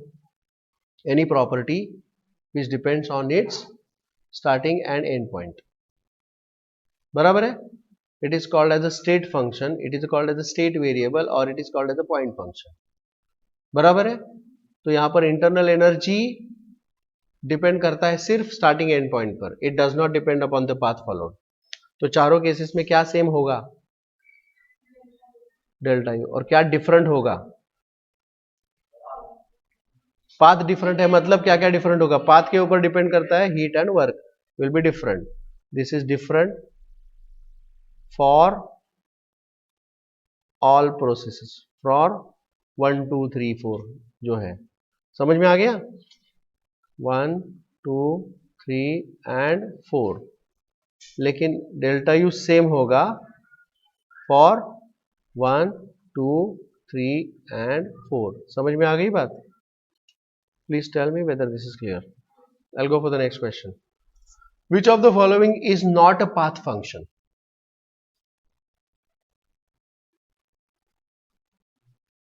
अभी अभी हमने पाथ के ऊपर डिपेंड कौन करता है? पाथ फंक्शन कौन कौन है? Correct, heat and work. And point function कौन है?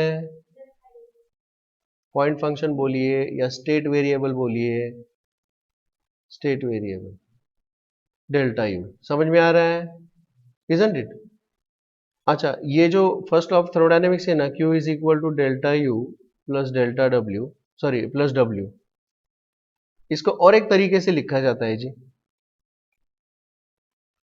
इसको delta Q is equal to delta U plus delta W, ऐसा भी कुछ लोग लिखते हैं। Change in the heat, change in the work, ऐसा भी लिखते हैं, अलाउड, एक्सेप्टेड। इसको डिफरेंशियल फॉर्म में भी कई बार लिखा जाता है, D Q is equal to D U plus D W, ऐसा भी लिखा जाता है। अरिथमेटिक फॉर्म, डेल्टा का form and differential form, all three are the correct.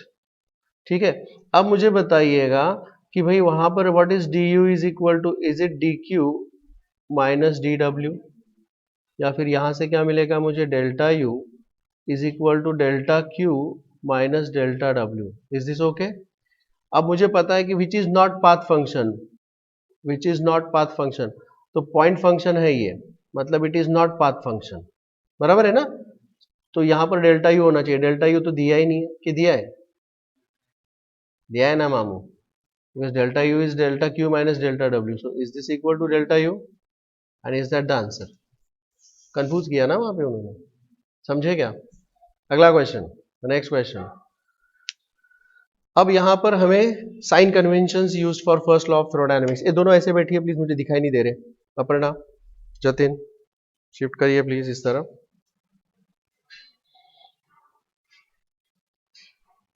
चलिए शुरू करते हैं, क्या दिया है यहाँ पे, an electric heater supplies heat to the system.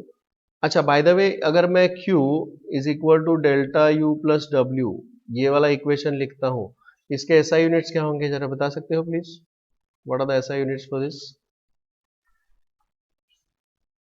Work is measured in joule, internal energy is also measured in joule and heat is also measured in joule. Heat को और एक मेजर करने का तरीका है कैलोरी, लेकिन वो बाद में देखेंगे। Is this okay? चलिए, अब अगर मैं इसको पूरी तरह से divide by time, divide by time, divide by time, तो जूल्स पर second is what? Is watt, बराबर है ना, इज वैट। ठीक है, come back here. An electric heater supplies heat to a system at the rate of, heat is supplied, heat upon time at the rate of 120 watt, मतलब 120 joule per second. You see, isn't it? If the system performs work at the rate of, work is performed at the rate of, work upon time 80 joule per second. The rate of increase in internal energy, मतलब delta U rate with respect to time, ये पूछा है उन्होंने। सो कुछ नहीं, यहां पर इन्होंने क्या किया है भाई, Q is equal to delta U plus W, ये जो है इसे मुझे बस डिवाइड करना है भाई टाइम से, और उन्होंने जो दिया है उसमें सब्स्टिट्यूट करना है। So what is this, this is 120 watt बोलिए, जूल्स पर सेकंड बोलिए, वही है। डेल्टा यू अपॉन टी मुझे फाइंड आउट करना है, and W upon T is 80. Is this okay? This is 80. This is joule per second. This is also joule per second. So what will be the final answer here? What is delta T? Delta U upon T is equal to 120 minus 80. That is 40 joule per second, and that is our answer. So it is B is the answer. Is this clear to you all? Okay. This is fine. This is fine. अगला question, 5 minute के बाद आपको छोड़ दूंगा मैं, 5 minute का break होगा बस, 155। ठीक है, अगला क्वेश्चन की तरफ बढ़ते हैं। 1 kg of water is heated. What is the mass of the water? 1 kg is heated from 40 degree Celsius to 70 degree Celsius. So what is the change in the temperature here? Delta T कितना है जी? 30 degree Celsius. सही है ना? If its volume remains constant, if its volume remains constant, if its volume remains constant, मतलब V1 is equal to V2, मतलब delta V is equal to 0, मतलब W is equal to P delta V, जिसे हम P dV ऐसा भी लिखते हैं, is equal to 0. समझ में आ गई क्या बात? Hello, work of expansion is not there, there is no change in the volume, W is equal to P delta V.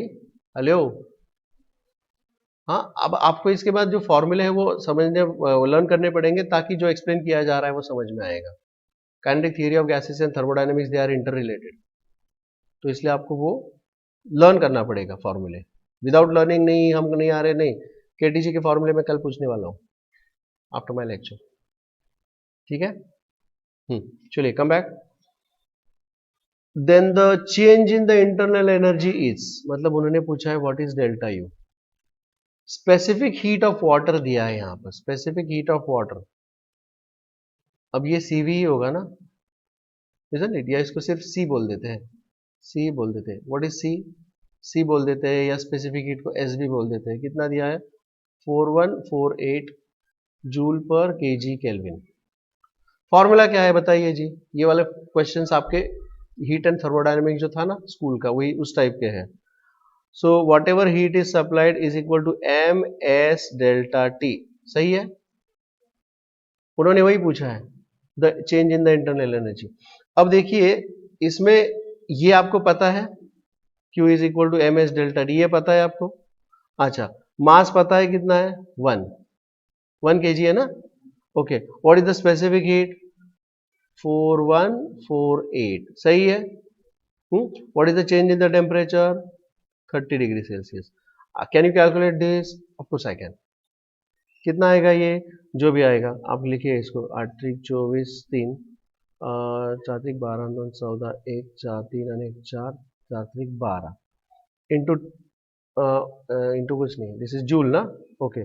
Can I write this as 1.244 into 10 raise to कितना आएगा रे, 3 2 5 5 joule. This is the heat supplied. Now let us apply the first law of thermodynamics, Q is equal to delta U plus W, सही है। अभी मैंने यहां पर बताया कि there is no change in the volume, that means W is equal to 0, इधर दिया है एक्सप्लेनेशन, बराबर है क्या।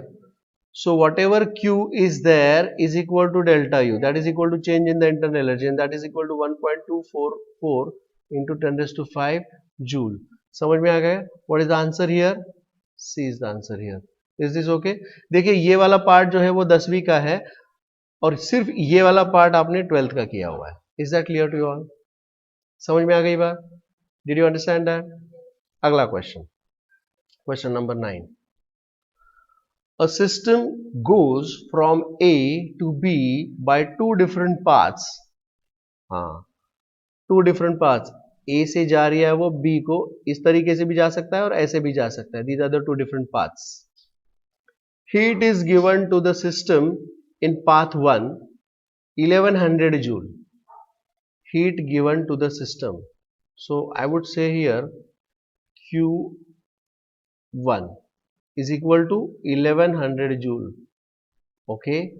The work done by system along path 1 is more than the work done by path 2 by 150 joule. Work done by 1 minus work done by 2 is equal to 150 joule. Is it the same thing given? Work done by 1 is more than work done by 2 by 150 joule. The heat exchange by the system in path 2 is, they are asking what is the heat exchange in system 2. Question समझ में आ गया? I will apply first law of thermodynamics to both the cases. Apply first law to both the cases. ठीक है, तो क्या होगा first law for the first case? Delta U1 plus W1 and Q2 is equal to, correct, सही है, सही है। अभी फर्स्ट क्वेश्चन में हमने क्या देखा था, फर्स्ट क्वेश्चन में हमने देखा था कि इंटरनल एनर्जी इज कौन सा फंक्शन, पॉइंट फंक्शन। अगर स्टार्टिंग पॉइंट और एंड पॉइंट सेम होगा तो इंटरनल एनर्जी सेम होता है, सेम होता है कि नहीं होता, पहले वाले क्वेश्चन में हमने देखा था।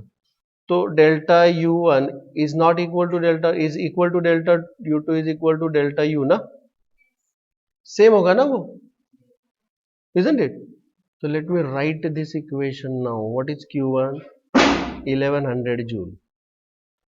बराबर है, या तो फिर मैं इसको दोबारा लिख लूं, इस इक्वेशन को अगर मैं दोबारा लिख लूं तो क्या बन जाएगा बताइए, this will become Q1 minus or equal to delta U plus W1 and Q2 is equal to delta U plus W2. इसको मैंने थोड़ा सा चेंज किया और इन दोनों को सब्ट्रैक्ट कीजिएगा, माइनस माइनस माइनस, तो this gets cancel. So what do you get? Q1 minus Q2 is equal to W1 minus W2. Substitute. What is Q1? We already know. कितना है Q1? 1100 joule. है ना? Q1 is 1100 joule. So what this equation will give you? 1100 minus Q2 is equal to W1 minus W2, which is 150. Wherefore, what is Q2 is equal to 950 joule. समझे क्या? That's the answer. And we stop here. D. Is this clear to you all? Okay. So we'll stop here today. Just stop here. Okay. Are you there? Are you? Aparna, you are also there? Achha. It's okay. No problem.